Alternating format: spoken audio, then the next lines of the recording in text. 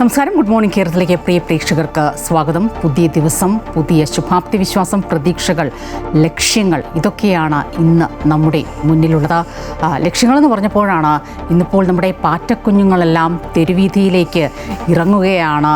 ഒരുപക്ഷെ ഒരു രാഷ്ട്രീയ പാർട്ടിക്കും അല്ലെങ്കിൽ ഒരു സംഘടനകൾക്കും, രാഷ്ട്രീയ സംഘടനകൾക്കും ഒന്നും മുന്നോട്ട് വയ്ക്കാൻ കഴിയാത്ത അല്ലെങ്കിൽ വാഗ്ദാനം നൽകാൻ കഴിയാത്ത ഒരു സുരക്ഷിതത്വം, നിലപാടുകൾ, ഇതൊക്കെ കാംക്ഷി തന്നെയാണ് ഇവർ ഇന്നിപ്പോൾ തെരുവിലേക്ക് ഇറങ്ങുന്നത്. അവരുടെ നേതാവ് ഇന്ന് ഡൽഹിയിലേക്ക് എത്തുന്നു. എന്തായിരിക്കും ഇനി വരും മണിക്കൂറുകൾ സംഭവിക്കുക എന്ന് കാത്തിരുന്ന് കാണേണ്ടതുണ്ട്. ശ്രദ്ധിച്ചാൽ നമുക്ക് മനസ്സിലാകും, ഇത്തരത്തിലുള്ള രാഷ്ട്രീയ പാർട്ടികളിൽ നിന്നൊക്കെ മാറി ചിന്തിക്കുന്ന അല്ലെങ്കിൽ മുഖ്യധാര രാഷ്ട്രീയ പാർട്ടികളിൽ നിന്നൊക്കെ മാറി ചിന്തിക്കുന്ന ഇത്തരം സംഘടനകളിലേക്ക് നമ്മുടെ ജനസിയുടെയൊക്കെ ഒരു ഒഴുക്ക് കാണുന്നുണ്ട്. ശരിക്കും ഈ ലക്ഷ്യബോധമില്ലാത്തവർ അല്ലെങ്കിൽ പുതുതലമുറയ്ക്ക് എന്തറിയാം എന്നൊക്കെ ചോദിക്കുന്നിടത്തുനിന്ന് മാറി അവർ വ്യക്തമായി കാര്യങ്ങളെല്ലാം നിരീക്ഷിക്കുന്നു എന്നത് വളരെ വലിയ കാര്യം തന്നെയാണ്.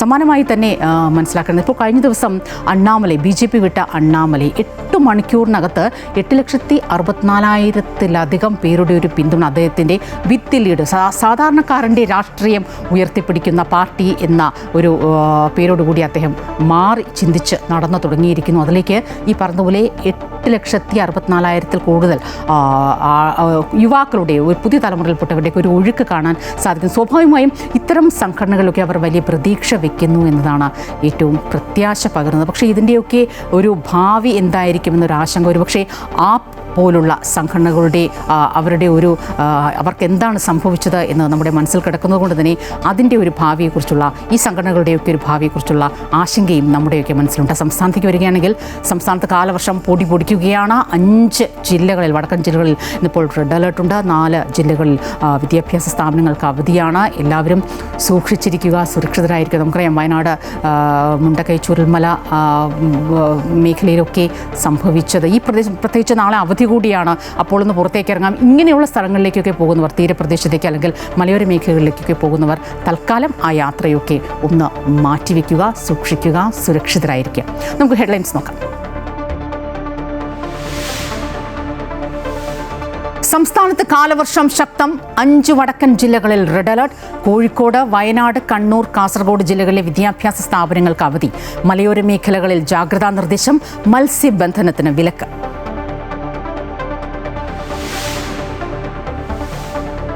മലപ്പുറം കൊണ്ടോട്ടിയിൽ ട്രാവലറും ടിപ്പർ ലോറിയും കൂട്ടിയിടിച്ച് 2 മരണം, 15 പേർക്ക് പരിക്ക്. പരിക്കേറ്റവർ കോഴിക്കോട് മെഡിക്കൽ കോളേജ് ആശുപത്രിയിൽ ചികിത്സയിൽ.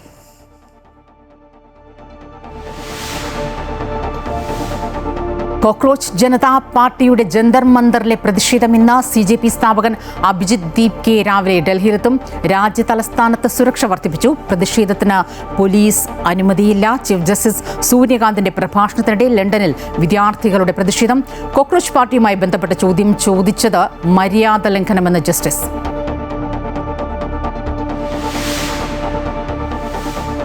കൊച്ചി ബ്രഹ്മസ്ഥാന മഹോത്സവത്തിന് തുടക്കം. സദ്ഗുരു ശ്രീ മാതാ അമൃതാനന്ദമയി ദേവിയുടെ അനുഗ്രഹ വർഷം തേടി ഭക്തജനപ്രവാഹം. രാവിലെ 11-ന് വേദിയിൽ എത്തുന്ന അമ്മയെ വിശിഷ്ട വ്യക്തികൾ ചേർന്ന് സ്വീകരിക്കും. KPCC ഭാരവാഹി യോഗം ഇന്ന് തിരുവനന്തപുരത്ത്. KPCC രാഷ്ട്രീയകാര്യ സമിതി അംഗങ്ങളുടെയും MP-മാരുടെയും MLA-മാരുടെയും യോഗവും നടക്കും. യോഗത്തിൽ KPCC പുതിയ ഭാരവാഹികളുടെ തിരഞ്ഞെടുപ്പ് അടക്കമുള്ള വിഷയങ്ങൾ ചർച്ചയാകും. മാസപ്പടി കേസിൽ പരമാവധി തെളിവുകൾ ശേഖരിക്കാൻ ED വീണ വിജയനെയും ശശിധരൻ കർത്തയ്ക്കും സമൻസ് നൽകുന്നത് തെളിവ് ശേഖരണത്തിനു ശേഷം. കേരള പോലീസ് അന്വേഷണത്തിന്റെ ആവശ്യമില്ലെന്ന് സംസ്ഥാന സർക്കാർ. വിവാദ രക്ഷാപ്രവർത്തന കേസിൽ പ്രതികളുടെ മുൻകൂർ ജാമ്യാപേക്ഷ ഇന്ന് കോടതിയിൽ. കോടതി ദൃശ്യങ്ങൾ കാണും. സംസ്ഥാനത്ത് കാലവർഷം കനക്കുകയാണ്. മലപ്പുറം, കോഴിക്കോട്, വയനാട്, കണ്ണൂർ, കാസർഗോഡ് ജില്ലകളിൽ റെഡ് അലേർട്ട് പ്രഖ്യാപിച്ചിട്ടുണ്ട്. 4 ജില്ലകളിൽ വിദ്യാഭ്യാസ സ്ഥാപനങ്ങൾക്ക് അവധിയുമുണ്ട്. മലയോര മേഖലകളിൽ യാത്രാ നിയന്ത്രണവും ഏർപ്പെടുത്തിയിട്ടുണ്ട്. വിവരങ്ങളുമായി ലക്ഷ്മി ചേരുകയാണ്. ലക്ഷ്മി, മഴ മുന്നറിയിപ്പുകൾ എല്ലാ ജില്ലകളിലും ഉണ്ട്. പക്ഷേ ഈ പറഞ്ഞതുപോലെ വടക്കൻ കേരളത്തിൽ റെഡ് അലേർട്ടാണല്ലോ നൽകിയിരിക്കുന്നത്. എന്തൊക്കെയാണ് ഇപ്പോൾ കാലാവസ്ഥാ നിരീക്ഷണ കേന്ദ്രം നൽകുന്ന മുന്നറിയിപ്പുകൾ? എനിക്ക് ദൃശ്യങ്ങളിൽ കാണാൻ സാധിക്കുന്നുണ്ട്. നല്ല മഴ തന്നെയാണെന്ന് തോന്നുന്നു, അല്ലേ? അതേ സ്വപ്ന, നല്ല മഴ തന്നെയാണ് പെയ്തുകൊണ്ടിരിക്കുന്നത്. സംസ്ഥാനത്ത് അതിശക്തമായ മഴ തുടരും എന്നുള്ള ഒരു അറിയിപ്പ് തന്നെയാണ് കാലാവസ്ഥാ നിരീക്ഷണ കേന്ദ്രം നൽകിയിരിക്കുന്നത്. ഇന്ന് 5 ജില്ലകളിൽ റെഡ് അലേർട്ട് പ്രഖ്യാപിച്ചിട്ടുണ്ട്. അതായത് മലപ്പുറം, കോഴിക്കോട്, കണ്ണൂർ, കാസർഗോഡ്, വയനാട് ജില്ലകളിലാണ് റെഡ് അലേർട്ട് പ്രഖ്യാപിച്ചിരിക്കുന്നത്. ഈ റെഡ് അലേർട്ടിന്റെ പശ്ചാത്തലത്തിൽ 4 ജില്ലകളിൽ സ്കൂളുകൾക്ക് അവധിയും പ്രഖ്യാപിച്ചിട്ടുണ്ട് വിദ്യാഭ്യാസ സ്ഥാപനങ്ങൾക്ക് അവധിയും പ്രഖ്യാപിച്ചിട്ടുണ്ട് എന്നുള്ളതാണ്. അതായത് കോഴിക്കോട്, കണ്ണൂർ, കാസർഗോഡ്, വയനാട് ജില്ലകളിലാണ് ഇപ്പോൾ ഈ റെഡ് അലേർട്ടിന്റെ പശ്ചാത്തലത്തിൽ വിദ്യാഭ്യാസ സ്ഥാപനങ്ങൾക്ക് അവധി പ്രഖ്യാപിച്ചിരിക്കുന്നത്. ഇനി മറ്റു കാര്യങ്ങളിലേക്ക് വരികയാണെങ്കിൽ വലിയ രീതിയിലുള്ള മഴയാണ് ഇന്നലെ സംസ്ഥാനത്ത് ആകെ അനുഭവപ്പെട്ടുകൊണ്ടിരുന്നത്. തൃശ്ശൂർ ജില്ലയിലേക്ക് വരികയാണെങ്കിൽ അവിടെ മരം കടപുഴകി വീണ് ബൈക്ക് യാത്രികൻ മരിക്കുന്ന ഒരു സാഹചര്യം ഉണ്ടായിരുന്നു. അതുപോലെ തന്നെ മറ്റ് ജില്ലകളിലെല്ലാം വലിയ രീതിയിലുള്ള നാശനഷ്ടങ്ങളാണ് കഴിഞ്ഞ ദിവസം റിപ്പോർട്ട് ചെയ്തിട്ടുള്ളത്.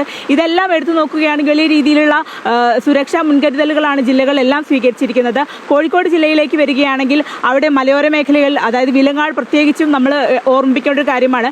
വയനാട് ജില്ലയിൽ വലിയ രീതിയിൽ ഉരുൾപൊട്ടലും കാര്യങ്ങളെല്ലാം ഉണ്ടായപ്പോൾ വിലങ്ങാട് ഇതേപോലെ സമാനമായ ഒരു അവസ്ഥ നേരിട്ടിരുന്നു. ഇതിന്റെ എല്ലാം പശ്ചാത്തലത്തിൽ വിലങ്ങാട് വലിയ രീതിയിലുള്ള സുരക്ഷാ മുൻകരുതലുകൾ ഇത്തവണ ജില്ലാ ഭരണകൂടം സ്വീകരിച്ചിട്ടുണ്ട് എന്നുള്ളതാണ്. ഈ ഒരു മലയോര മേഖലയിലെ ഭാഗങ്ങളിൽ രാത്രി 7 മണി മുതൽ പുലർച്ചെ രാവിലെ 6 മണി വരെ ഈ റോഡിലൂടെ സഞ്ചരിക്കുന്നവർക്ക് യാത്രാ വിലക്ക് ഏർപ്പെടുത്തിയിട്ടുണ്ട്. അതുപോലെ തന്നെ ഈ ഭാഗങ്ങളിൽ താമസിക്കുന്നവർക്ക് ഉരുൾപൊട്ടലും അതുപോലെ തന്നെ മണ്ണിടിച്ചിലും സാധ്യതയുള്ളതിനാൽ അവിടെ നിന്ന് മാറി താമസിക്കണമെന്നും നിർദ്ദേശം നൽകിയിട്ടുണ്ട്. അങ്ങനെ സ്വീകരിക്കുന്നത്. കഴിഞ്ഞ ദിവസത്തെ അപകടങ്ങളിലേക്ക് വരികയാണെങ്കിൽ കാഞ്ഞങ്ങാട് സ്കൂളിലെ മതിലിടിഞ്ഞു വീഴുന്ന സാഹചര്യം ഉണ്ടായിരുന്നു. അതുപോലെ തന്നെ പലയിടങ്ങളിലും ഇത്തരത്തിലൊരു വീഴ്ച, അതായത് ഈ മഴയെ തുടർന്ന് വലിയ രീതിയിലുള്ള ബുദ്ധിമുട്ടുകൾ പലയിടങ്ങളിലും നേരിട്ടിരുന്നു എന്നുള്ളതാണ്. പിന്നെ കോഴിക്കോട് തന്നെ അതായത് വിനോദസഞ്ചാര മേഖലകളിലേക്ക് ഇന്നും നാളെയും വിലക്ക് ഏർപ്പെടുത്തിയിട്ടുണ്ട്. അങ്ങനെ വലിയ രീതിയിലും സുരക്ഷാ മുൻകരുതലുകൾ സ്വീകരിക്കുന്നുണ്ട്. പേപ്പാടി ഗ്രാമപഞ്ചായത്തിൽ ടൂറിസത്തിനടക്കം വിലക്ക് ഏർപ്പെടുത്തിയിരിക്കുന്ന സാഹചര്യമുണ്ട്. അങ്ങനെ വലിയ രീതിയിലുള്ള സുരക്ഷാ മുൻകരുതലാണ് ജില്ലാ ഭരണകൂടങ്ങളെല്ലാം സ്വീകരിക്കുന്നത്. സ്വപ്ന. ലക്ഷ്മിയാണ് വടക്കൻ ജില്ലകളിലെ വിവരങ്ങളുമായി ചേർന്നത്. പ്രത്യേകിച്ച് ഈ കാലാവസ്ഥാ നിരീക്ഷണ കേന്ദ്രത്തിന് മുന്നറിയിപ്പുണ്ട്. ഈ ഉൾവനങ്ങളിലൊക്കെ ആയിരിക്കും ഈ ഉരുൾപൊട്ടുക. വലിയ മഴയൊക്കെ പെയ്യുമ്പോൾ ഒരുപക്ഷെ ജനവാസ മേഖലയിലേക്കൊക്കെ അതെത്തുമ്പോൾ ഒരുപക്ഷെ നമ്മൾ അറിയാൻ തന്നെ വൈകിപ്പോവും. മുണ്ടക്കൈ ചുരൽമലയിലൊക്കെ സംഭവിച്ചതും അതുതന്നെയാണ് ഈ സൂചിപ്പിച്ചത്. വിലങ്ങാട്, കോഴിക്കോട് എടുത്തു പറയുകയായിരുന്നു ലക്ഷ്മി. അപ്പോൾ ഈ മലയോര അടക്കമുള്ള ഈ അഡ്വഞ്ചർ ടൂറിസം ഇതൊക്കെ തൽക്കാലമായി നിർത്തിവെച്ചിരിക്കുകയാണ്. പ്രത്യേകിച്ചും ഈ മുന്നറിയിപ്പിൻ്റെ ഭാഗമായി പ്രത്യേക പ്രദേശങ്ങൾ നിന്ന് അല്ലെങ്കിൽ വലിയ മഴ പെയ്യുന്ന അല്ലെങ്കിൽ അപകട മേഖലയിൽ നിന്ന് മാറി താമസിക്കാനുള്ള നിർദ്ദേശങ്ങൾ നിങ്ങൾക്ക് ജില്ലാ ഭരണകൂടം നൽകിയിട്ടുണ്ടെങ്കിൽ തീർച്ചയായും അത് പാലിക്കുക, അനുസരിക്കുക. അത് ഒരു പ്രധാനപ്പെട്ട കാര്യം തന്നെയാണ്. ഈ വയനാട് ദുരന്തവുമായി ബന്ധപ്പെട്ട് തന്നെ പലരോടും നേരത്തെ തന്നെ മാറി നിൽക്കാൻ പറഞ്ഞിരുന്നു. പക്ഷേ അത് കേട്ട സാഹചര്യം ഉണ്ടായിരുന്നില്ല. അപ്പോൾ അങ്ങനെ പിന്നെ ഈ മതിലുകളടക്കം പഴയ മതിലുകൾ ഇതൊക്കെ ഈ വലിയൊരു മഴയത്ത് നനഞ്ഞു കുതിർന്നിരിക്കുന്ന സാഹചര്യം, മഴ പെയ്യുമ്പോൾ അതിനോട് ചേർന്ന് നിൽക്കുക, അല്ലെങ്കിൽ അങ്ങനെയുള്ള സാഹചര്യങ്ങളൊക്കെ പരമാവധി ഒഴിവാക്കാനായി ശ്രമിക്കുക. ഒറ്റപ്പെട്ട മരങ്ങൾ അല്ലെങ്കിൽ വീഴാറായ മരങ്ങൾ ഇതിൻ്റെ കീഴെയൊക്കെ പോയി നിൽക്കുക. ഇങ്ങനെ ഒരുപാട് ജാഗ്രത നമുക്ക് മുൻ അനുഭവങ്ങളിൽ നിന്ന് നമ്മൾ പഠിക്കുന്ന കാര്യങ്ങളാണ്. അപ്പോൾ ഇതൊക്കെ പ്രധാനമായും പ്രേക്ഷകർ ശ്രദ്ധിക്കുക. ഇനി കാസർഗോഡേക്ക് വരികയാണെങ്കിൽ കാസർഗോഡ് റെഡ് അലേർട്ടാണ് പ്രഖ്യാപിച്ചിരിക്കുന്നത് എങ്കിൽ കൂടിയും മഴയില്ല എന്ന റിപ്പോർട്ടാണ് അനൂപ് അവിടെ നിന്ന് നൽകുന്നത്. അനൂപിലേക്കാണ്. അനൂപ്, മനസ്സിലാക്കുന്നതനുസരിച്ചിട്ടാണെങ്കിൽ ഈ മഴ പെയ്തൊഴിഞ്ഞിട്ട് ഏതാണ്ട് മണിക്കൂറുകളോളമായി. എങ്ങനെയാണ് കാസർഗോഡ് ഈ റെഡ് അലേർട്ട് പ്രഖ്യാപിച്ചതെന്നാണ്?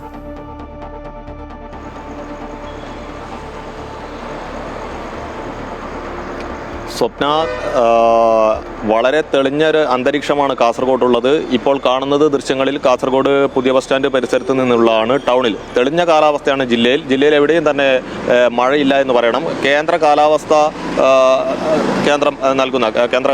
വകുപ്പിൻ്റെ പ്രവചന പ്രകാരമാണ് റെഡ് അലേർട്ട് നൽകുന്നതെന്ന കാര്യം നമുക്കറിയാം. ഈ റെഡ് അലേർട്ട് നൽകിയിട്ട് ഇപ്പോൾ 10-13 മണിക്കൂർ പിന്നിട്ട് കഴിഞ്ഞു.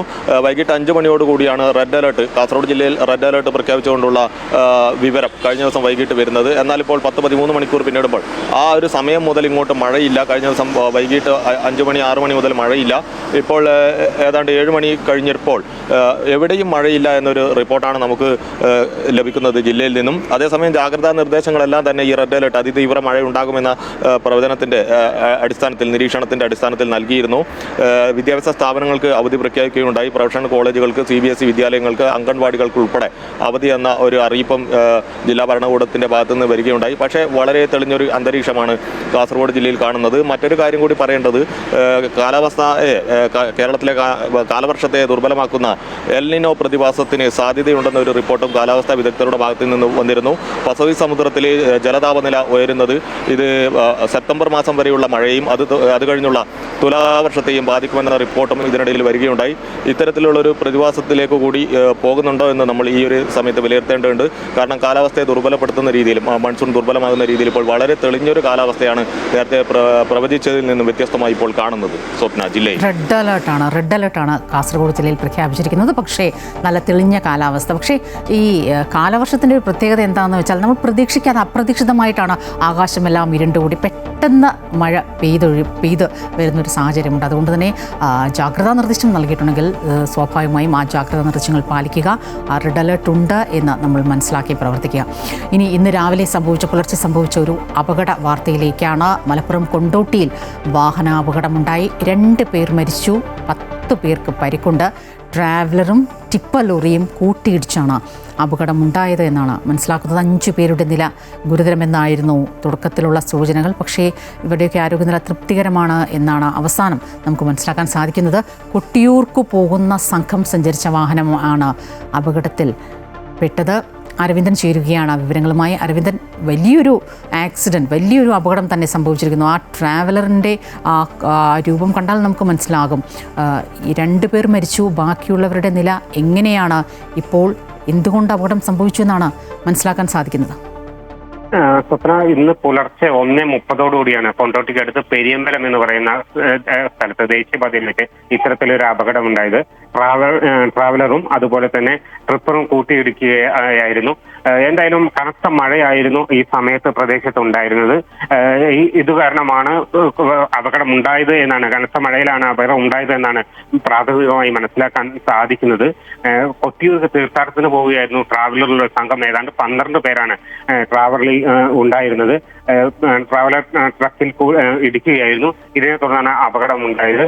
ഇതിൽ ട്രാവലറിന്റെ ഡ്രൈവർ രാജേഷും അതുപോലെ തന്നെ തീർത്ഥാടകയായ രമണി, 60 വയസ്സുള്ള രമണിയുമാണ് മരിച്ചത്. 5 പേരെ ഗുരുതരാവസ്ഥയിൽ കോഴിക്കോട് മെഡിക്കൽ കോളേജ് ആശുപത്രിയിൽ പ്രവേശിപ്പിച്ചിട്ടുണ്ട്. ഏതായാലും 8ഓളം പേർക്ക് പരിക്കുമുണ്ട്. ട്രാവലറും ട്രക്കിലുമുള്ള ആളുകൾക്കാണ് ഇത്തരത്തിൽ പരിക്കേറ്റിട്ടുള്ളത്. പെട്ടെന്ന് തന്നെ നാട്ടുകാരും എല്ലാം ഓടിയെത്തി രക്ഷാപ്രവർത്തനം നടത്തുകയായിരുന്നു. പരിക്കേറ്റവരെ തൊട്ടടുത്ത ആശുപത്രിയിലാണ് ആദ്യം പ്രവേശിപ്പിച്ചത്. പിന്നീട് കോഴിക്കോട് മെഡിക്കൽ കോളേജ് ആശുപത്രിയിൽ പ്രവേശിപ്പിക്കുകയായിരുന്നു. എന്തായാലും 2 പേർ മരിച്ചു. 5 പേരുടെ നില ഗുരുതരമായി തുടരുകയാണ്. എന്നാൽ അപകടനില തരണം ചെയ്തിട്ടുണ്ട് എന്നാണ് ആശുപത്രി വൃത്തങ്ങളിൽ നിന്ന് നമുക്ക് ലഭിക്കുന്ന വിവരം. കനത്ത മഴയിൽ ഈ കഴിഞ്ഞ ദിവസവും മലപ്പുറം ജില്ലയിൽ 3 പേർ മരണപ്പെട്ട ഒരു സാഹചര്യം ഉണ്ടായിരുന്നു വാഹനാപകടത്തിൽ. എന്തായാലും അപകടത്തിൽ ഉള്ളവർ ഇപ്പോൾ ആരോഗ്യസ്ഥിതി മെച്ചപ്പെട്ടു വരികയാണെന്നാണ് നമുക്ക് അറിയാൻ കഴിയുന്നത്. ദൗർഭാഗ്യകരമായ സംഭവം തന്നെയാണ് മലപ്പുറം കൊണ്ടോട്ടിയിൽ വാഹനാപകടം. കൊട്ടിയൂരമ്പലത്തിൽ പോയി മടങ്ങിയവർ സഞ്ചരിച്ച ട്രാവലറാണ് കൂട്ടിയിടിച്ചത്. 2 പേർ മരിച്ചു. ഡ്രൈവറും രമണി എന്ന് പറയുന്ന ഒരു സ്ത്രീയും മരിച്ചിരിക്കുന്നു. 10 പേർക്ക് പരിക്കുണ്ട്. 5 പേരുടെ നില ഗുരുതരമാണ്. പക്ഷേ അവർ ആ അപകടനില വലിയ രീതിയിൽ തരണം ചെയ്തിരിക്കുന്നു എന്നത് ആശ്വാസകരമായ വാർത്തയാണ്. പുലർച്ചെ 1:30 നടന്ന അപകടമാണ്. സ്വാഭാവികമായും നല്ല മഴയുണ്ട്. ഈ പറഞ്ഞതുപോലെ പുലർച്ചെയൊക്കെ വളരെ വേഗത്തിൽ വണ്ടി ഓടിച്ച് ലക്ഷ്യസ്ഥാനത്തേക്ക് എത്താനുള്ള ഒരു ത്വര പൊതുവേ ഈ യാത്ര പോകുന്നവർക്കൊക്കെ കാണാനുണ്ട്. പക്ഷേ അതുപോലെ തന്നെയായിരിക്കും എതിർവശത്തുനിന്ന് വരുന്ന വാഹനവും അതേ ചിന്താഗതിയോടുകൂടി തന്നെയാണ് വരുന്നത്. പലപ്പോഴും രാത്രിയുടെ ഉറക്കച്ചടവിൽ നമ്മുടെയൊക്കെ കണ്ണൊന്ന് അടഞ്ഞു പോയാൽ പലപ്പോഴും ഇത്തരം അപകടങ്ങളെല്ലാം ഇങ്ങനെ തന്നെയാണ് സംഭവിക്കുന്നത്. എന്തായാലും പരിക്കേറ്റവർ പെട്ടെന്ന് സുഖം പ്രാപിച്ചു വരട്ടെ എന്ന് പ്രാർത്ഥിക്കാം. നമ്മൾ ഇന്ന് പ്രതീക്ഷിക്കുന്ന പ്രധാനപ്പെട്ട വാർത്ത, കോക്രോച്ച് ജനതാ പാർട്ടി CJPയുടെ ഒരു വരവ്, അതിൻ്റെ നേതാവിൻ്റെ ഒരു വരവ്, അതിൻ്റെ പോക്ക്, അതിൻ്റെ കൂട്ടായ്മ, ഇതൊക്കെ എങ്ങനെയായിരിക്കുമെന്ന് അറിയേണ്ടതുണ്ട്. ഇന്നിപ്പോൾ ഡൽഹിയിൽ പാറ്റാക്കുഞ്ഞുങ്ങൾ കൂടിച്ചേരാനുള്ള ഒരു തീരുമാനം എത്തിയിരിക്കുകയാണ്. പക്ഷേ ഡൽഹി ഭരണകൂടത്തിൻ്റെ അല്ലെങ്കിൽ ഡൽഹിയിലുള്ള പ്രാദേശിക ഭരണകൂടത്തിൻ്റെ അനുമതി ഇല്ല എന്നാണ് നേരത്തെ മനസ്സിലാക്കിയത്. ജന്തർ മന്ദറിൽ ഈ ഒരു പ്രതിഷേധത്തിന് ആഹ്വാനം ചെയ്തു. പക്ഷേ ഇപ്പോൾ ഒരുപക്ഷേ ചില ഉപാധികളോടെയെങ്കിലും ഇതിന് അനുമതി നൽകാമെന്നൊരു സാഹചര്യം വന്നേക്കുന്നു എന്ന് മനസ്സിലാക്കുന്നു. കാരണം ഏതെങ്കിലും തരത്തിൽ ഇത്തരത്തിൽ ഒരു എതിർപ്പ് മുന്നോട്ട് വെച്ചാൽ അതൊരു പക്ഷേ ഒരു എതിർ വികാരമുണ്ടാകാൻ സാധിക്കും, അല്ലെങ്കിൽ CJPക്ക് അനുകൂലമായ ഒരു വികാരമുണ്ടാക്കാൻ അല്ലെങ്കിൽ അതിലേക്ക് ജനങ്ങളെ എത്തിക്കുമോ, അതിൻ്റെ ഈ ജൻസി കൂട്ടായ്മ ഇതിന് പിന്തുണ പ്രഖ്യാപിക്കുന്നവരുടെ ഒരു കൂട്ടായ്മ എത്തിക്കുമോ എന്നൊരു ഭയവും ഭരണകൂടത്തിനുണ്ട്. അതുകൊണ്ട് തന്നെയായിരിക്കും ഉപാധികൾ എന്ന ഒരു ക്ലോസ് മുന്നോട്ട് വെച്ചത്. എന്തായാലും ജിഷ്ണു ചേരുകയാണ് വിവരങ്ങളുമായി. ജിഷ്ണു, ഇപ്പോൾ പ്രധാനമായും CJPയുടെ സ്ഥാപകൻ അഭിജിത്ത് ദീപ്കെ ഡൽഹി വിമാനത്താവളത്തിൽ എത്തും എന്നാണ് മനസ്സിലാക്കുന്നത്, ഏതാണ്ട് 8 മണിയോടുകൂടി. അപ്പോൾ ഇന്നിപ്പോൾ അവരുടെ ഒരു കൂട്ടായ്മ ഈ സാമൂഹ്യ മാധ്യമങ്ങളിലൂടെ അല്ലെങ്കിൽ സോഷ്യൽ മീഡിയയിലൂടെ കൂടിച്ചേർന്നവർ അത് നേരിട്ട് അവർ കണ്ടെത്തി അവരുടെ കൂട്ടായ്മയിലേക്ക് എത്തി ഒരു പ്രതിഷേധത്തിലേക്ക്, പ്രധാനമായും ഈ വിദ്യാഭ്യാസ മന്ത്രി ധർമ്മേന്ദ്ര പ്രധാൻ്റെ രാജി ആവശ്യപ്പെട്ട ജനകീയ വിഷയങ്ങളിലേക്ക് അവർ കടന്നു ചെല്ലുന്നു എന്ന് വേണം മനസ്സിലാക്കാൻ ഒന്നൊന്നായിട്ട്. വിഷ്ണു, സ്വപ്ന, സമൂഹ മാധ്യമങ്ങളിൽ തരംഗമായിട്ടുള്ള കോക്രോച്ച് ജനതാ പാർട്ടി അവരുടെ ആദ്യ പരസ്യ പ്രതിഷേധമാണ് ഡൽഹിയിൽ പ്രഖ്യാപിച്ചിട്ടുള്ളത്. ഇന്ന് 9 മണിയോടുകൂടി ജന്തർ മന്ദിറിൽ, അതായത് പ്രതിഷേധങ്ങൾ രാജ്യ തലസ്ഥാനത്ത് നടക്കാനുള്ള വേദിയിൽ കോക്രോച്ച് ജനതാ പാർട്ടിയുടെ പ്രതിഷേധം ഉണ്ടാകുമെന്ന ആഹ്വാനവും അതിന്റെ തയ്യാറെടുപ്പുകളും അവർ കഴിഞ്ഞ കുറച്ച് ദിവസങ്ങളായി തുടർന്നു വരികയാണ്. പക്ഷേ അതിൽ നിർണായകമായ ഒരു കാര്യം എന്നുള്ളത് ജന്തർ മന്ദിർ എന്നുള്ളതും ഒപ്പം രാജ്യ തലസ്ഥാനത്ത് ഇത്തരത്തിൽ സുരക്ഷാ കാര്യങ്ങളാൽ പ്രതിഷേധ പ്രകടനങ്ങൾ നടത്തുന്നതിന് നേരത്തെ പോലീസ് അനുമതി തേടേണ്ടതുണ്ട്. ചുരുങ്ങിയത് ഒരാഴ്ച മുമ്പെങ്കിലും ഇത്തരത്തിൽ അനുമതി എടുത്ത ശേഷമാണ് ഇത്തരത്തിലുള്ള പ്രതിഷേധങ്ങൾ നടത്താറുള്ളത്. ആഹ്വാനം ചെയ്തുവെങ്കിൽ പോലും ഈ പ്രതിഷേധത്തിനുള്ള പോലീസ് അനുമതി ഈ നിമിഷം വരെ കോക്രോച്ച് ജനതാ പാർട്ടി ഔദ്യോഗികമായി തേടിയിട്ടില്ല എന്നുള്ളതാണ് വസ്തുത. ഈ കോക്രോച്ച് ജനതാ പാർട്ടിയുടെ സ്ഥാപകൻ അഭിജിത്ത് ദീപ്കെ അറിയിച്ചത് ഇന്ന് രാവിലെ ഡൽഹിയിലെത്തി അതിനുശേഷം നേരെ പാർലമെന്റ് സ്ട്രീറ്റ് പോലീസ് സ്റ്റേഷൻ, അതായത് ജന്തർ മന്ദിർ ഉൾപ്പെടുന്ന പ്രദേശത്തെ സുരക്ഷാ ചുമതലയുള്ള പാർലമെന്റ് സ്ട്രീറ്റ് പോലീസ് സ്റ്റേഷനിലെത്തി ആദ്യം ഇത്തരത്തിലുള്ള അനുമതി തേടും എന്നുള്ളതാണ്. പക്ഷെ അത് സാങ്കേതികമായി നടക്കില്ല എന്നുള്ളതാണ് വസ്തുത. കാരണം അതിന് നേരത്തെ അപേക്ഷ നൽകേണ്ടതുണ്ട്.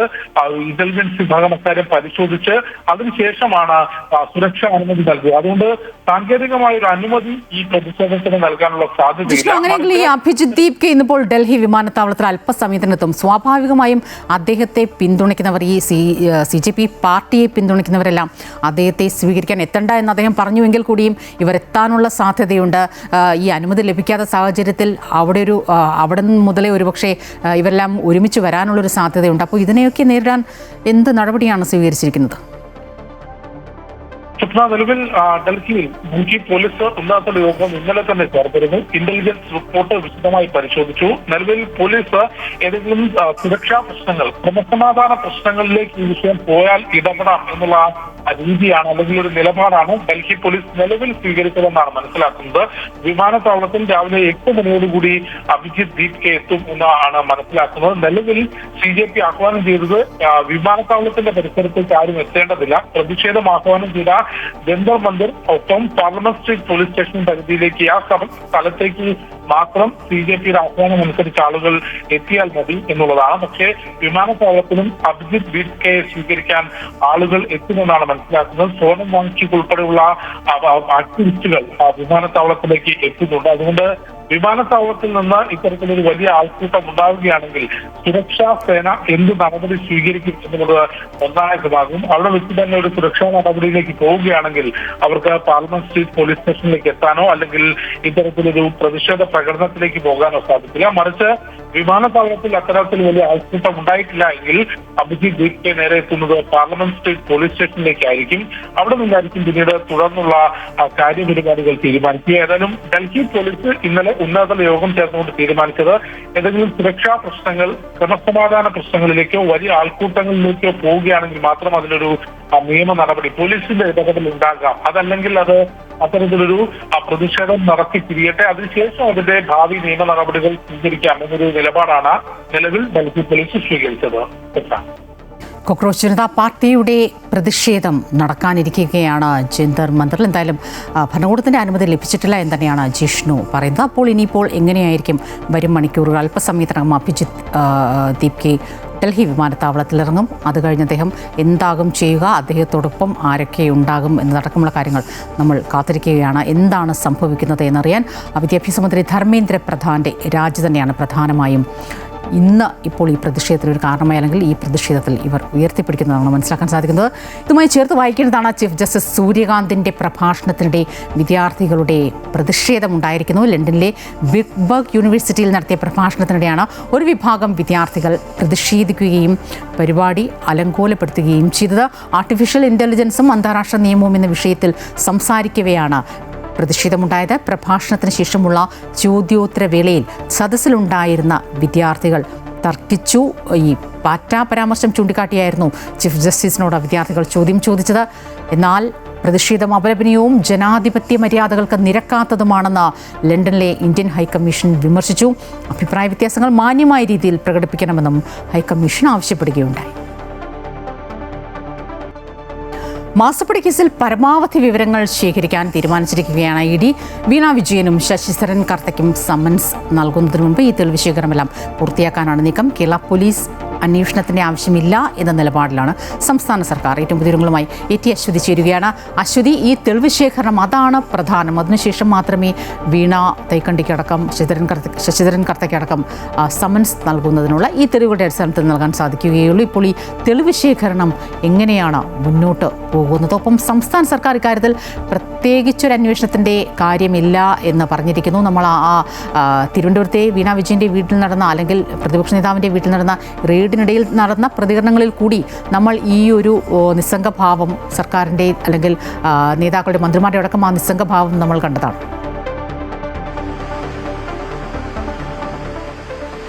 ഈ വിഷയവുമായി ബന്ധപ്പെട്ട് ഇപ്പോൾ എൻഫോഴ്സ്മെന്റ് ഡയറക്ടറേറ്റിന്റെ വിശദമായ അന്വേഷണമാണ് നടന്നുകൊണ്ടിരിക്കുന്നത്. കഴിഞ്ഞ ദിവസം ഹൈക്കോടതിയിൽ നിന്ന് വരെ എൻഫോഴ്സ്മെന്റ് ഡയറക്ടറേറ്റിന് അനുകൂല വിധി സമ്പാദിക്കാനായിട്ട് സാധിച്ചിട്ടുണ്ട്. ഇനി സുപ്രീം കോടതിയെ സമീപിക്കാനുള്ള തയ്യാറെടുപ്പിലാണ് CMR. അതിനിടയിൽ തന്നെ ഈ ഹൈക്കോടതിയിൽ നിന്ന് ലഭിച്ച ഈ ഒരു അനുമതിയുടെ പശ്ചാത്തലത്തിൽ കൂടുതൽ വിവരങ്ങൾ, തെളിവുകൾ ശേഖരിക്കാനുള്ള തയ്യാറെടുപ്പിലാണ്.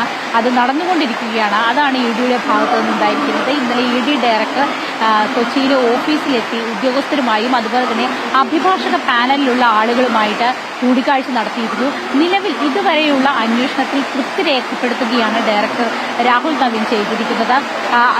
പഴുതടച്ചുള്ള ഒരു അന്വേഷണത്തിലേക്ക് കടക്കണമെന്നാണ് അദ്ദേഹം ഉദ്യോഗസ്ഥർക്ക് നൽകിയിരിക്കുന്ന നിർദ്ദേശം. അതിന്റെ അടിസ്ഥാനത്തിലുള്ള ഒരു തെളിവ് ശേഖരണമാണ് ഇനി നടക്കുക. നിലവിൽ പഴുതടച്ചിട്ടുള്ള ഒരു തെളിവ് ശേഖരണവും അന്വേഷണവും എന്ന് പറയുമ്പോൾ വീണ്ടും ഒരു റെയ്ഡിനുള്ള സാധ്യതകൾ ഉണ്ടായിരിക്കും. ഒപ്പം തന്നെ നിലവിൽ ശേഖരിച്ചിട്ടുള്ള ഇലക്ട്രോണിക് ഡിവൈസുകൾ അടക്കമുണ്ട്. അതിന്റെ വിശദമായ പരിശോധനകൾ ഉണ്ടാവും. ബാങ്ക് അക്കൗണ്ടുകൾ സംബന്ധിച്ചിട്ടുള്ള പരിശോധനകൾ കൂടുതൽ സജീവമാക്കും. ഇത്തരത്തിലുള്ള കാര്യങ്ങളിലേക്കാണ് ED കടക്കുന്നത്. അതിനുശേഷമായിരിക്കും ഈ നോട്ടീസ് അയച്ച് ഈ പ്രതിപട്ടികയിലുള്ള ആളുകളെ വിളിപ്പിക്കുകയും ചോദ്യം ചെയ്യുകയൊക്കെ ചെയ്യുക. അതിൽ വീണ വിജയനും അതുപോലെ തന്നെ ഈ കേസിലെ ഒരു പ്രധാനപ്പെട്ട ആളായിട്ടുള്ള ഈ CMRന്റെ ജോയിന്റ് ഡയറക്ടറായിട്ടുള്ള ശരൺ എസ് കർത്തയാണ്. ഇവർ രണ്ടുപേരെയും ആയിരിക്കും ഒരുപക്ഷെ ആദ്യഘട്ടത്തിൽ വിളിപ്പിക്കുക. ഒപ്പം ശശിധരൻ കർത്തയും. അതിന് മുന്നോടിയായിട്ട് പ്രധാനമായും ഈ തെളിവ് ശേഖരണം വിപുലീകരിക്കാതെ പഴുതടച്ചുള്ള, കഴിഞ്ഞ ദിവസം ഡയറക്ടറുടെ നിർദ്ദേശപ്രകാരം പറഞ്ഞിരിക്കുന്ന അതേ രീതിയിൽ തന്നെ പഴുതടച്ചിട്ടുള്ള ഒരു തെളിവ് ശേഖരണം, വിവരശേഖരണം അതായിരിക്കും ഉണ്ടാവുക. കാരണം അങ്ങനെ ഉണ്ടെങ്കിൽ മാത്രമാണ് സുപ്രീം കോടതിയിലടക്കം ഈ കേസുകൾ പോകുമ്പോൾ CMRന്റെ വാദങ്ങളെ പ്രതിരോധിക്കാനായിട്ട് എൻഫോഴ്സ്മെന്റ് ഡയറക്ടറേറ്റിന് സാധിക്കുകയുള്ളൂ. സുപ്രീം കോടതിയിലടക്കം ഇത് പോകുമ്പോൾ, ഈ ഒരു അപ്പീലുമായിട്ട് CMRൽ പോകുമ്പോൾ അതിനെ വിശദമായി അതിനെ പ്രതിരോധിക്കാനായിട്ട് എൻഫോഴ്സ്മെന്റ് ഡയറക്ടറേറ്റിന് സാധിക്കണം. എന്തായാലും ആ ഒരു ഘട്ടത്തിലേക്കാണ് ഇപ്പോൾ ED അന്വേഷണം കടന്നിരിക്കുന്നത്. നിലവിൽ സംസ്ഥാന സർക്കാരിന്റെ വിഷയത്തിലുള്ള ഒരു തീരുമാനം പോലീസ് അന്വേഷണം ആവശ്യമില്ല എന്നത് തന്നെയാണ്. അത് ഈ ഒരു EDയുടെ അന്വേഷണം നിലനിൽക്കുന്ന ഒരു സാഹചര്യത്തിൽ കൂടിയാണ് എന്നും മനസ്സിലാക്കുന്നുണ്ട്. EDയുടെ അന്വേഷണം തുടരട്ടെ എന്ന് തന്നെയാണ് സംസ്ഥാന സർക്കാർ നിലപാട്. അശ്വതിയാണ് വിവരങ്ങളുമായി ചേർന്നത്. പരമാവധി വിവരങ്ങൾ ശേഖരിച്ച് അതിനുശേഷം വീണയെയും ശശിധരൻ കർത്തയ്ക്കും സമൻസ് അയക്കാനുള്ള നീക്കമാണ് ED നടത്തുന്നത്. ഇനി സംസ്ഥാനത്ത് മറ്റൊരു പ്രധാന വാർത്ത നമ്മൾ പ്രതീക്ഷിക്കുന്നത് KPCC ഭാരവാഹികളുടെ ആദ്യ യോഗമാണ്. ഈ സംസ്ഥാനത്ത് ഇവരെല്ലാം കോൺഗ്രസ് അധികാരത്തിന് ശേഷമുള്ള ആദ്യ യോഗം എന്ന് തന്നെയാണ് പ്രത്യേകത. രാവിലെ 10 മണിക്ക് യോഗമുണ്ട്. സണ്ണി ജോസഫിൻ്റെ അധ്യക്ഷതയിൽ ചേരുന്ന യോഗമാണ്. വിവരങ്ങളുമായി രജത് ചേരുകയാണ്.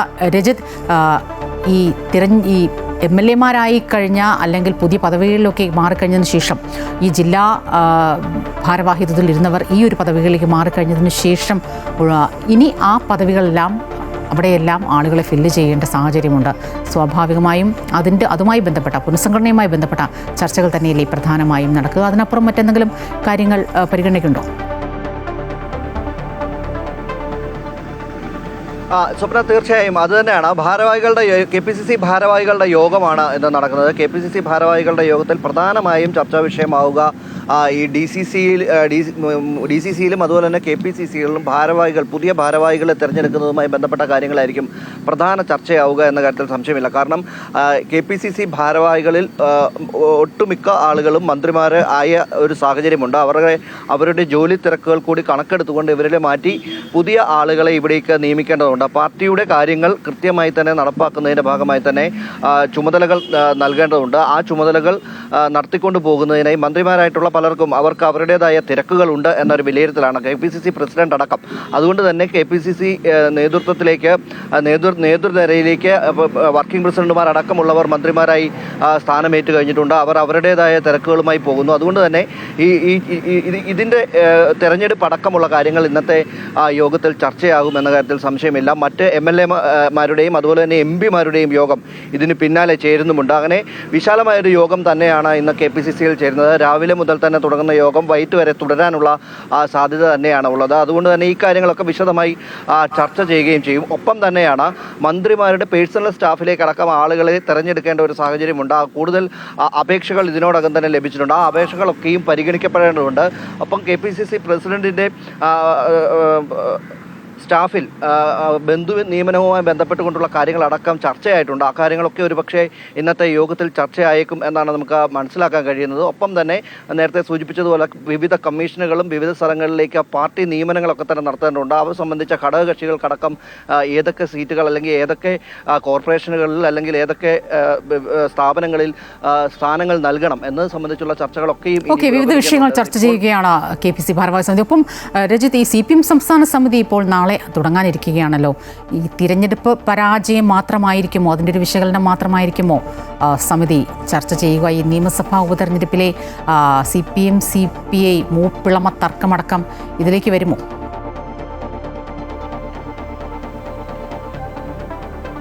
മറ്റൊരു പ്രധാന യോഗം അത് നാളെയാണ്. സംസ്ഥാന സമിതി CPM-ന്റെ സംസ്ഥാന സമിതി യോഗങ്ങൾ നാളെയും മറ്റന്നാളുമായി തിരുവനന്തപുരത്ത് നടക്കുകയും ചെയ്യും. ഇന്നലെ സെക്രട്ടേറിയറ്റ് യോഗമടക്കം ചേരുകയും ചെയ്തിരുന്നു. സെക്രട്ടേറിയറ്റ് യോഗത്തിൽ വിശദമായൊരു ചർച്ചയിലേക്ക് പോയിട്ടില്ല. സംസ്ഥാന സമിതിയിൽ ഒരു വിശദമായ ചർച്ചയുണ്ടാകും. കാരണം തെരഞ്ഞെടുപ്പ് പരാജയം വിലയിരുത്തുന്നതിൻ്റെ അന്തിമ ചർച്ചയാണ് നാളെ നടക്കുക. സംസ്ഥാന സമിതിയിൽ വിശദമായി തന്നെ ഇക്കാര്യത്തിൽ ചർച്ചയുണ്ടാകും. നേരത്തെ ചേർന്ന സെക്രട്ടേറിയറ്റും സംസ്ഥാന സമിതിയും കീഴ്ഘടകങ്ങളിലേക്ക്, അതായത് ലോക്കൽ കമ്മിറ്റി വരെയുള്ള യോഗങ്ങളിലേക്ക് തെരഞ്ഞെടുപ്പ് പരാജയം വിശദമായി തന്നെ ചർച്ച ചെയ്യാനുള്ള തീരുമാനങ്ങൾ എടുക്കുന്നു. അത് ലോക്കൽ കമ്മിറ്റിയിലും അതുപോലെ തന്നെ ഏരിയ കമ്മിറ്റികളിലും ജില്ലാ കമ്മിറ്റികളിലും ചർച്ചകൾ നടക്കുകയും ചെയ്തു. സംസ്ഥാന നേതൃത്വത്തിനെതിരെ നിശ്ചിതമായ വിമർശനമാണ് ഈ കമ്മിറ്റികളിലെല്ലാം തന്നെ ഉണ്ടായത്. ഇതിൻ്റെ റിപ്പോർട്ടുകളടക്കം ഇതിനോടകം തന്നെ സംസ്ഥാന സെക്രട്ടേറിയറ്റിന് ലഭിച്ചിട്ടുണ്ട്. ഈ റിപ്പോർട്ടുകൾ വരുന്ന 2 ദിവസത്തെ സംസ്ഥാന സമിതിയിൽ വിശദമായി ചർച്ച ചെയ്ത് ജനസമ്മതി തിരികെ നേടുന്നതിന് വേണ്ട നടപടികൾ സ്വീകരിക്കുന്നതിന് എന്തൊക്കെയാണ് വേണ്ടത് എന്നത് സംബന്ധിച്ച് വിശദമായൊരു ചർച്ച 2 ദിവസം നീണ്ടുനിൽക്കുന്ന സംസ്ഥാന സമിതിയിലുണ്ടാകും. ഇന്നലെ സംസ്ഥാന സെക്രട്ടേറിയറ്റ് ചേർന്നപ്പോൾ തന്നെ കഴിഞ്ഞ ദിവസം എൻഫോഴ്സ്മെൻറ്റ് ഡയറക്ടറേറ്റിൻ്റെ റെയ്ഡ്, അത് പിണറായി വിജയൻ്റെ വീട്ടിൽ നടത്തിയ റെയ്ഡുമായി ബന്ധപ്പെട്ടുകൊണ്ട് നടന്ന അതിക്രമങ്ങൾ അത് വേണ്ടിയിരുന്നില്ല എന്നൊരു നിലപാട് ചില നേതാക്കളുടെ ഭാഗത്തു നിന്നുണ്ടായി. കാരണം ജനസമ്മതിയിൽ, അതായത് ജനങ്ങൾക്കിടയിൽ ഒരു അപമതിപ്പുണ്ടാക്കുന്നതിന് ഇത് കാരണമായിട്ടുണ്ട് എന്ന വിലയിരുത്തൽ ചില നേതാക്കളുടെ ഭാഗത്തു നിന്നും കഴിഞ്ഞ ദിവസം ചേർന്ന സെക്രട്ടേറിയറ്റ് യോഗത്തിൽ ഉണ്ടാവുകയും ചെയ്തിട്ടുണ്ട്. അത്തരത്തിൽ വിശദമായ ഒരു ചർച്ച എന്തു തന്നെയായാലും 2 ദിവസം നീണ്ടു നിൽക്കുന്ന സംസ്ഥാന സമിതിയിലുണ്ടാവും. ഞായറും തിങ്കളുമായാണ് സംസ്ഥാന സമിതി യോഗം ചേരുന്നത്. നിർണായകമായ രാഷ്ട്രീയ യോഗങ്ങളാണ് കോൺഗ്രസിലും CPM-ലും നടക്കാനിരിക്കുന്നത്. രജിത്താണ് വിവരങ്ങളുമായി ചേർന്നത്. ആലപ്പുഴയിലെ വിവാദ രക്ഷാപ്രവർത്തന കേസ് ഇന്ന് വീണ്ടും കോടതി പരിഗണിക്കും.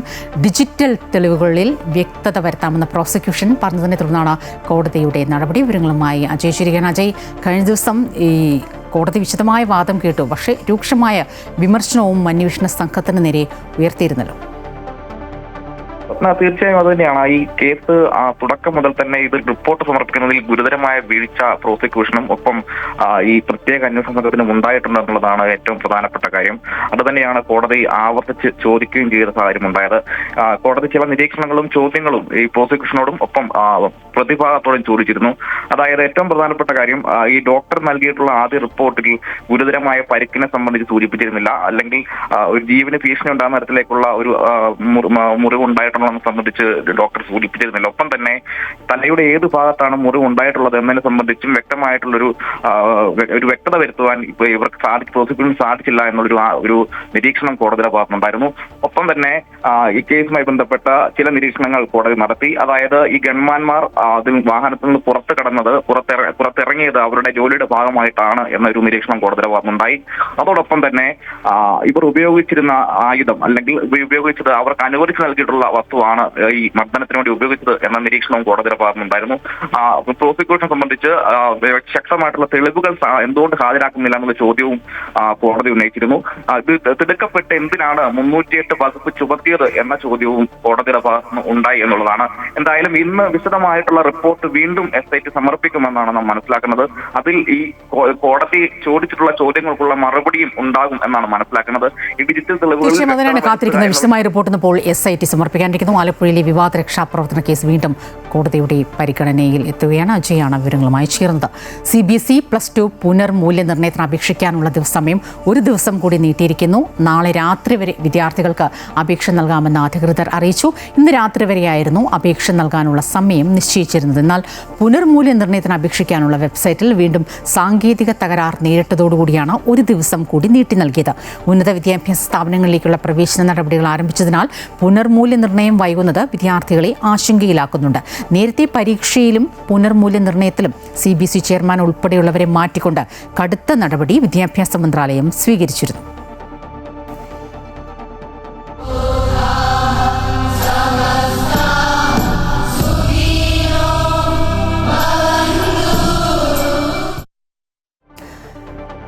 ഇടപ്പള്ളി ബ്രഹ്മസ്ഥാന ക്ഷേത്ര മഹോത്സവത്തിന് തുടക്കം. രാവിലെ 11 വേദിയിലെത്തുന്ന സദ്ഗുരു ശ്രീ മാതാ അമൃതാനന്ദമയി ദേവി പ്രമുഖർ ഹാരാർപ്പണം ചെയ്യും. തുടർന്ന് അമ്മയുടെ അനുഗ്രഹ പ്രഭാഷണവും ദിവ്യദർശനവും ഉണ്ടായിരിക്കും. അമ്മയെ കാണുന്നതിനും അനുഗ്രഹം വാങ്ങുന്നതിനുമായി ആയിരങ്ങളാണ് ബ്രഹ്മസ്ഥാനത്തേക്ക് ഒഴുകിയെത്തുന്നത്. വിവരങ്ങളുമായി അശ്വതി ചേരുകയാണ്. അശ്വതി, കൊച്ചിയിലുള്ളവർ കാത്തിരിക്കുകയാണ് അമ്മ എത്തുന്നതിനു വേണ്ടി, ഒരു നോക്ക് കാണുന്നതിന് വേണ്ടി. തീർച്ചയായും സ്വപ്ന, വർഷങ്ങൾക്ക് ശേഷമാണ് സദ്ഗുരു ശ്രീ മാതാ അമൃതാനന്ദമയി ദേവി ഇവിടെ കൊച്ചിയിലേക്ക് എത്തുന്നത്. അമ്മയെ കാണുന്നതിന് വേണ്ടി ഭക്തജനങ്ങളുടെ ഒഴുക്ക് രാവിലെ മുതൽ തന്നെയുണ്ട്. കൊച്ചിയിൽ കനത്ത മഴയാണ്. ആ മഴയെ അവഗണിച്ചുകൊണ്ടാണ് ഇവിടേക്ക് ആളുകൾ എത്തുന്നത്. വലിയ സുരക്ഷയുണ്ട്. ടോക്കൺ എടുത്തതിന് ശേഷം അവർ ഓരോരുത്തരെയായിട്ട് ഇവിടേക്ക് കയറ്റി വിടുകയാണ്. ഈ 11 മണിയോടുകൂടി അമ്മ വേദിയിലേക്ക് വരികയും ദർശനം നൽകുകയും ഒപ്പം തന്നെ ഭജന അടക്കമുള്ള പരിപാടികൾ ഉണ്ടാവുകയും ചെയ്യുന്നതാണ്. നിലവിൽ ആളുകൾ ഇവിടേക്ക് എത്തിക്കൊണ്ടിരിക്കുകയാണ്. ഒപ്പം തന്നെ ഈ ബ്രഹ്മസ്ഥാന മഹോത്സവവുമായി ബന്ധപ്പെട്ട 2 പ്രധാനപ്പെട്ട പൂജകളാണ് ഉള്ളത്. അതിൽ ഒന്ന് ഇന്ന് രാവിലെ രാഹുദോഷ നിവാരണ പൂജയാണ്. അതാണ് ഇപ്പോൾ നടന്നുകൊണ്ടിരിക്കുന്നത്. നാളെ ശനിദോഷ നിവാരണ പൂജയും ഉണ്ടായിരിക്കും. ഇത് രണ്ടുമാണ് പ്രധാനമായിട്ടും ഈ മഹോത്സവവുമായി ബന്ധപ്പെട്ട ഉണ്ടാകുന്നത്. പ്രമുഖരടക്കമുള്ള ആളുകൾ ഈ വേദിയിലേക്ക് വരികയും അമ്മയെ കാണുകയും അനുഗ്രഹം വാങ്ങുകയും ചെയ്യുമെന്നാണ് മനസ്സിലാക്കുന്നത്. ഇവിടേക്ക് ഇപ്പോൾ വളരെ നേരത്തെ തന്നെ 5 മണി 5:30 കൂടി തന്നെ വലിയ രീതിയിലുള്ള ഒരു ഒഴുക്ക്, ഭക്തജനങ്ങളുടെ ഒരു ഒഴുക്ക് അമ്മയെ കാണുന്നതിന് വേണ്ടി ഇവിടേക്ക് എത്തിക്കൊണ്ടിരിക്കുകയാണ്. ഇന്നലെ വൈകുന്നേരമാണ് അമ്മ ഇടപ്പള്ളി ബ്രഹ്മസ്ഥാനത്തേക്ക് എത്തിയത്. ഇന്ന് 11 മണിയോടുകൂടിയാണ് അമ്മ വേദിയിലേക്ക് വരിക. ശ്രുതിയാണ് വേദിയിൽ നിന്നുള്ള വിവരങ്ങൾ നൽകിയത്. കൊച്ചി ബ്രഹ്മസ്ഥാന വാർഷിക മഹോത്സവത്തിൽ പങ്കെടുക്കാനെത്തുന്ന അമ്മയെ ഗാനാർച്ചനയിലൂടെ സ്വാഗതം ചെയ്യുന്നു സംഗീത സംവിധായകൻ TS രാധാകൃഷ്ണൻ. അമ്മയെ അടുത്ത് കാണാനും സത്സംഗത്തിൽ പങ്കെടുക്കാനുമുള്ള അവസരമാണ്. ഏറ്റവും വലിയ അനുഗ്രഹമാണ് അമ്മ നൽകിയിട്ടുള്ളത് എന്നും അദ്ദേഹം പറഞ്ഞു. ഓം അമൃതൈശ്വര്യേ നമഃ. എല്ലാവർക്കും നമസ്കാരം. ആനന്ദമയം അമൃതാനന്ദമയം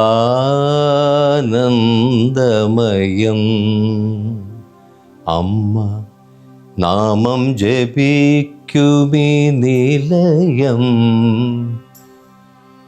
നാമ തീർത്ഥം തളിക്കുമേ നിലയം.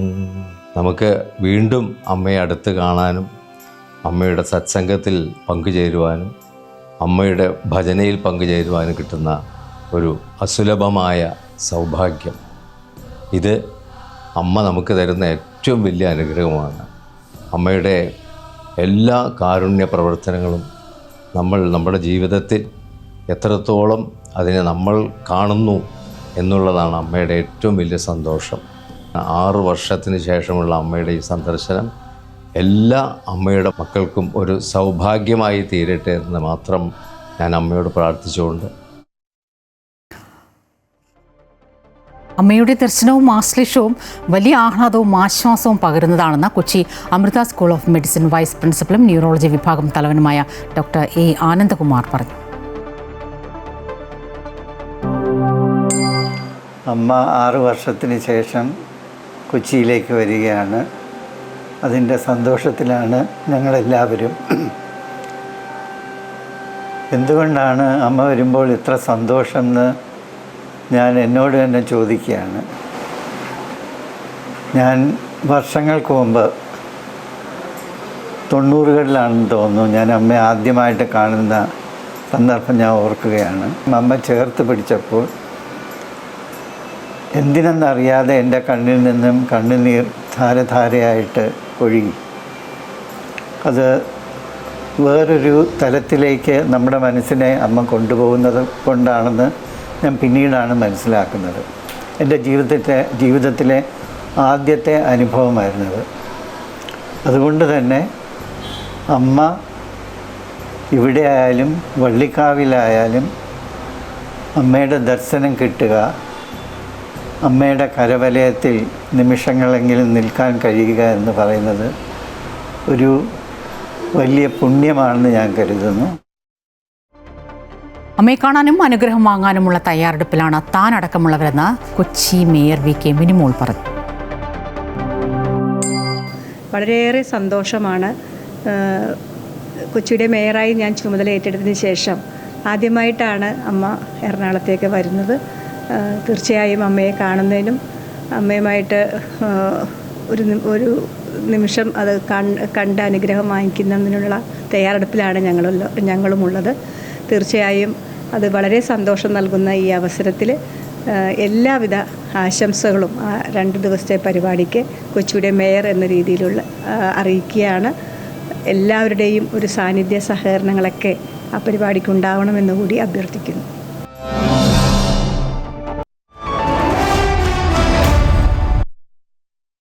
വിപണി വിലയിരുത്തലുമായി ധനകാര്യ ഓഹരി വിദഗ്ധൻ കെ ദിലീപ് ചിരിക്കുകയാണ്. ഗുഡ് മോർണിംഗ് കേരളത്തോടൊപ്പം ശ്രീ ദിലീപ് സ്വാഗതം. ഗുഡ് മോർണിംഗ് കേരളത്തിലേക്ക്. പോയ വാരം വിപണി എങ്ങനെ വിലയിരുത്തുന്നു?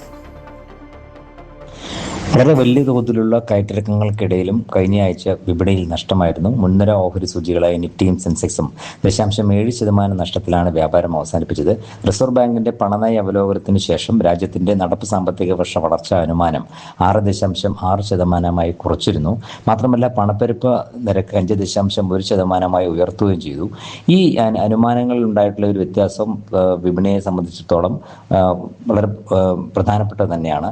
എന്നാൽ ആഗോള സാഹചര്യങ്ങൾ അത്ര തൃപ്തികരമല്ല. കഴിഞ്ഞ കുറേ നാളുകളായി വലിയ രീതിയിൽ ഉയർന്നിരുന്ന US വിപണി, ഒപ്പം തന്നെ കൊറിയ തുടങ്ങിയ പ്രധാനപ്പെട്ട മറ്റ് ഏഷ്യൻ രാജ്യങ്ങളിൽ ഉണ്ടായിട്ടുള്ള വളർച്ച, അത് അത്തരം ഘട്ടങ്ങളിലൊന്നും ഇന്ത്യൻ വിപണിയിൽ കാര്യമായ ഒരു ഉയർച്ച ഉണ്ടായില്ല എന്ന് മാത്രമല്ല കഴിഞ്ഞ ദിവസം വലിയൊരു നഷ്ടത്തിലേക്ക് ആഗോള വിപണികൾ നീങ്ങിയിരുന്നു. പ്രത്യേകിച്ചും US വിപണിയിൽ വലിയൊരു നഷ്ടമായിരുന്നു.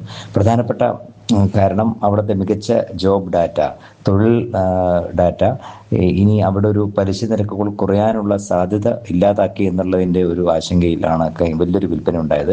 മാത്രമല്ല ഉയർന്ന നിലവാരത്തിൽ കഴിഞ്ഞ കുറച്ച് നാളുകളായി തുടർച്ചയായി ഉണ്ടായിരുന്ന മുന്നേറ്റത്തിൽ ഉയർന്ന നിലവാരത്തിൽ നിക്ഷേപകർ ലാഭമെടുത്ത ഒരു പ്രവണതയുമാവാം വലിയൊരു നഷ്ടത്തിലേക്ക് US ടെക് ഓഹരികളിൽ വിൽപ്പന ഉണ്ടാവുകയും അത് മറ്റ് ഓഹരികളിലേക്ക് വ്യാപിക്കുകയും ചെയ്യുന്നൊരു സാഹചര്യം എന്തായാലും ഉണ്ടായിരുന്നു. അതുകൊണ്ട് തന്നെ അതിൻ്റെ ഒരു പ്രതിഫലനം നമ്മുടെ വിപണിയിൽ ഉണ്ടാവുകയും ചെയ്യും. നന്ദി ശ്രീ ദിലീപ്. ഹോം എൻ്റർടൈൻമെൻറ്റ്സിനെ പുതിയ തലത്തിലേക്ക് ഉയർത്തുന്ന ഹൈസെൻസിൻ്റെ ഏറ്റവും പുതിയ flagship model UX 116 inch RGB mini LED TV വിപണിയിലെത്തി. കോഴിക്കോട് തൊണ്ടയാട് മൈജി ഫ്യൂച്ചർ എപ്പിക് ഷോറൂമിൽ നടന്ന ചടങ്ങിൽ പ്രശസ്ത സിനിമാ താരം അനിക സുരേന്ദ്രൻ ലോഞ്ചിംഗ് നിർവഹിച്ചു. വീടുകളിൽ തിയേറ്റർ അനുഭവം സമ്മാനിക്കുക എന്ന ലക്ഷ്യത്തോടെയാണ് ഹൈസെൻസ് UX സീരീസ് അവതരിപ്പിച്ചിരിക്കുന്നത്. 100 ഇഞ്ച് 116 ഇഞ്ച് സ്ക്രീൻ സൈസുകളിലാണ് ഈ പ്രീമിയം ടിവികൾ ലഭ്യമാകുന്നത്. 165 hertz game mode ultra, variable refresh rate തുടങ്ങിയ ഗെയിമിംഗ് ഫീച്ചറുകളും ടിവിയിലുണ്ട്. ഒരു തിയേറ്റർ എക്സ്പീരിയൻസ് ഈ പർട്ടിക്കുലർ പ്രോഡക്റ്റിലൂടെ കേരളത്തിലെ കൺസ്യൂമേഴ്സിന് ആസ്വദിക്കാനുള്ള ഒരു ഓപ്പർച്യൂണിറ്റിയാണിത്. 116 ഇഞ്ച് എന്ന് പറയുമ്പോൾ നിങ്ങൾക്ക് മനസ്സിലാക്കാം, it's A large size screen and along with that they also have the best gaming experience. For the customers like you and to respect your passion, we today are launching the world's largest 116-inch RGB mini LED television for the people of and the consumers of Kerala. From what I understood from that, നല്ലൊരു cinematic എക്സ്പീരിയൻസും വീട്ടിൽ തന്നെ നമുക്ക് നല്ലൊരു home theatre എക്സ്പീരിയൻസും ഗെയിംസൊക്കെ കളിക്കാൻ നല്ലൊരു experience ആയിരിക്കും വിത്ത് ദിസ് TV. ഹൈസെൻസിൻ്റെ TV ഉണ്ട്. മൈജിയിൽ വരുന്ന എല്ലാവർക്കും അത് എക്സ്പീരിയൻസ് ചെയ്യാൻ കഴിയും. കോഴിക്കോട് തൊണ്ടയാട് മൈജി ഫ്യൂച്ചർ എപ്പിക് ഷോറൂമിൽ നടന്ന ചടങ്ങിൽ പ്രശസ്ത സിനിമാ താരം അനിക സുരേന്ദ്രൻ ടിവിയുടെ ലോഞ്ചിംഗ് നിർവഹിച്ചു. ലോഞ്ചിങ്ങിനോടനുബന്ധിച്ച് പ്രീമിയം ടിവികൾക്കൊപ്പം ആകർഷകമായ സമ്മാനങ്ങളും ദീർഘകാല EMI സൗകര്യങ്ങളും എക്സ്റ്റൻഡഡ് വാറന്റികളും മൈജി ഷോറൂമുകളിൽ ഒരുക്കിയിട്ടുണ്ട്. അമൃത ന്യൂസ്, കോഴിക്കോട്.